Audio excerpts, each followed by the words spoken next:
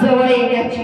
यास्तव आपल्या मनातून खेद दूर करा, आपला देह उपद्रवापासून राखा, कारण तारुण्य व भर जवानी ही व्यर्थ आहे। Hallelujah, praise the Lord. हे तरुण मुलांसाठी आहे। उपदेशक याचा 11वा अध्याय आणि 9वे वचन तुम्ही घरी वाचा। उपदेशक म्हणतो सर्व व्यर्थ आहे। तुम्ही जे पण करता कष्ट करा, कष्ट करू नका असं म्हणत नाही। देवाने सांगितले कष्ट करा आणि स्वतः फळ मिळवा, कारण प्रेषित लोक पण कष्ट करून काय करायचे, कष्ट करून देवाची सेवा करत होते। कष्ट करा पण त्याला पण मर्यादा असू द्या, त्याला पण लिमिट असू द्या।